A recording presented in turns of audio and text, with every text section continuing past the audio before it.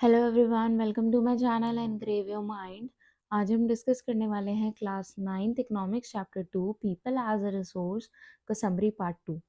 अगर किसी ने मेरा समरी पार्ट 1 नहीं देखा है तो मैं उसका लिंक डिस्क्रिप्शन बॉक्स में डाल दूंगी, आप वहां से वो वीडियो देख लेना।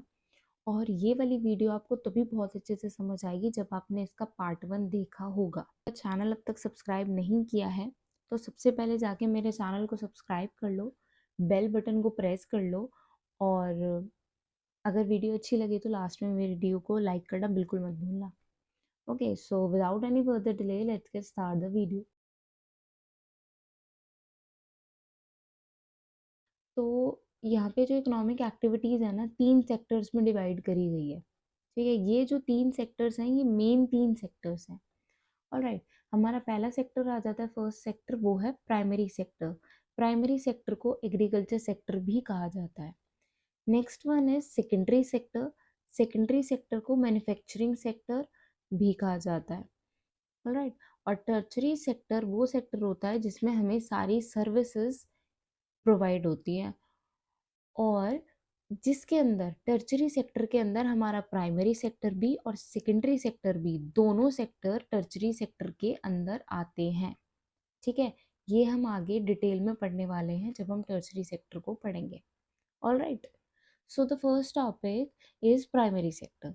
Primary sector includes activities like agriculture. कौन कौन सी एक्टिविटीज इंक्लूड करता है? जैसे कि agriculture, forestry, animal husbandry, fishing, poultry, farming and mining.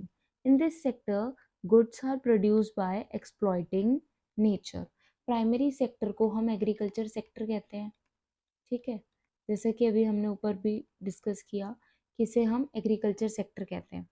और एक और बात, इसमें जो होता है नेचर का एक्सट्रैक्शन होता है। ठीक है, इस वाले सेक्टर में हम नेचर को एक्सट्रैक्ट करके कुछ न्यू थिंग प्रोड्यूस करते हैं। ऑल राइट, हमने पार्ट 1 में भी पढ़ा था। ठीक है, तो प्राइमरी सेक्टर में जो मेन डोमेन है, जो मेन पार्ट प्ले करता है, वो क्या है? नेचर। हम नेचर की हेल्प से कुछ न्यू थिंग प्रोड्यूस करते हैं। फॉर एग्जाम्पल, अगर हमें एग्रीकल्चर करनी है तो एग्रीकल्चर के लिए हमें क्या चाहिए? लैंड चाहिए। और लैंड किसके अंडर आएगा? ऑफ कोर्स नेचर के अंडर ही आएगा लैंड।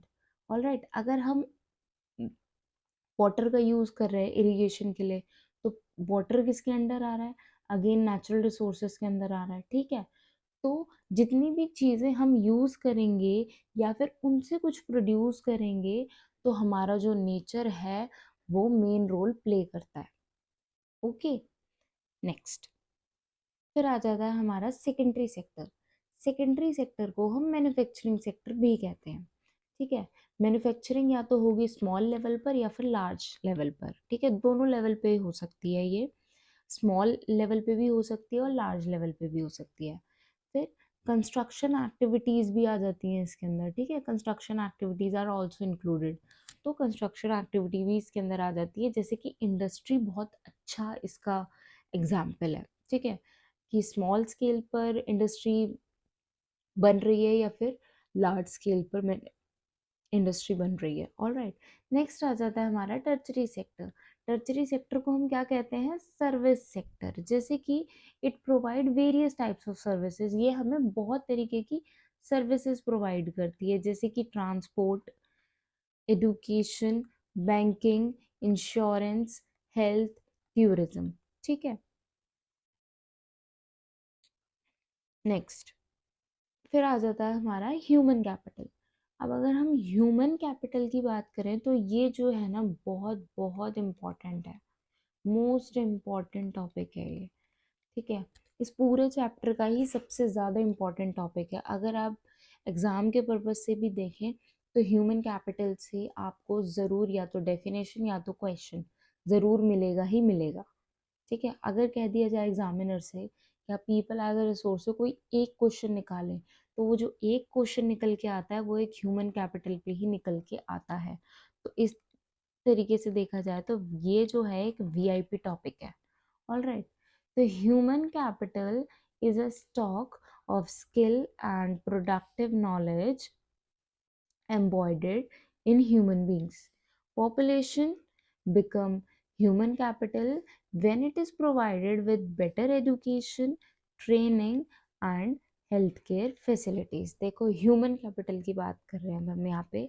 ह्यूमन कैपिटल में क्या चीजें इंपॉर्टेंट है? पहला आ जाता है हमारा स्किल्स, ठीक है, और फिर आ जाता है हमारा एजुकेशन. स्किल्स है हमें, हमारे पास नॉलेज है, ठीक है, तभी तो हम आगे कुछ कंट्री के लिए कर पाएंगे ना, ठीक है. तो सीधी सी बात है, इसमें ये दो फैक्टर बहुत इंपॉर्टेंट रोल प्ले करते हैं. पहला स्किल, दूसरा एजुकेशन, जिसको आप नॉलेज भी कह सकते हैं, ठीक है. ये दोनों ही चीज़ें एक ह्यूमन की, ठीक है, पर्सनालिटी डेवलपमेंट कह सकते हो आप, या फिर उसको अर्न करने में हेल्प करेंगी. अगर किसी इंडिविजुअल के पास अच्छी स्किल्स हैं, अगर किसी ह्यूमन बीइंग के पास अच्छी स्किल्स हैं, तो वो उससे अच्छा अर्न कर सकता है, ठीक है. अगर वो हाईली एजुकेटेड है, ठीक है, तो वो उससे भी अच्छा अर्न कर सकता है. तो इससे उसका सीधा सीधा क्या हो रहा है, जो लिविंग ऑफ स्टैंडर्ड है वो भी अच्छा हो रहा है. और दूसरी बात ये कि वो कंट्री को क्या एक प्रोवाइड कर रहा है, नेशनल इनकम, ठीक है. सीधी सी बात है, क्योंकि नेशनल इनकम वो कब उसको प्रोवाइड करेगा, जब वो कंट्री के लिए एक असेट बनेगा. और असेट वो किस तरीके से बनेगा, असेट वो तब बनेगा जब उसके पास अच्छी स्किल्स होंगी, जब उसके पास अच्छी नॉलेज होंगी. जब उसके पास ये दोनों चीजें होंगी तो वो कंट्री के लिए क्या बन जाएगा, असेट. असेट को कहते हैं प्रॉफिट, एक तरीके से क्या कहते हैं, वो कंट्री के लिए कब लाभदायक बनेगा, जब उसके पास स्किल्स भी हैं, जब उसके पास नॉलेज भी है, ठीक है. जब उसके पास ये दोनों चीजें हैं, तब वो कंट्री के लिए क्या बनेगा, असेट बनेगा. और उस असेट से वो क्या क्रिएट करेगा, national income for a country. All right. आप ये फ्लो चार्ट में भी समझा सकते हो आंसर्स के साथ. अगर आप ये फ्लो चार्ट ड्रॉ करके चलोगे ना आंसर्स के साथ, तो और अगर आप फ्लो चार्ट से थोड़ा थोड़ा समझ के करोगे, तो ये है कि आप भूलोगे नहीं आंसर को. All right. फिर नेक्स्ट इसमें टॉपिक, फिर नेक्स्ट इसमें पॉइंट दिया है कि population become human capital. Human capital form कब होती है, ठीक है. ये जो पॉपुलेशन है ये ह्यूमन कैपिटल बनती कब है, कब बनती है,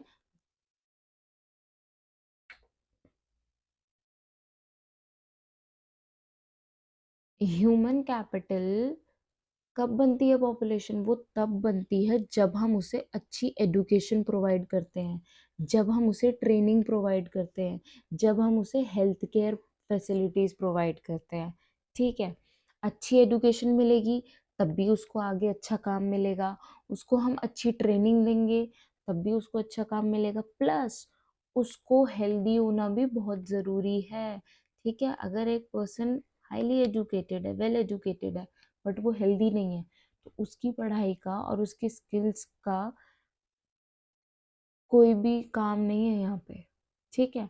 अब यहाँ पे पूछा है human capital formation, human capital form कब होती है, जो हमारे पास एग्जिस्टिंग ह्यूमन रिसोर्सेज हैं, जो हमारे पास रिसोर्सेज हैं, ठीक है, जो ह्यूमन है हमारे पास. अब ह्यूमन को हम रिसोर्स क्यों मानते हैं, आप लोगों को पता ही है, क्योंकि हम ह्यूमंस के पास ही ऐसी कैपेबिलिटी है कि हम दूसरे रिसोर्स को यूज करके कुछ न्यू थिंग क्रिएट कर सकते हैं. All right.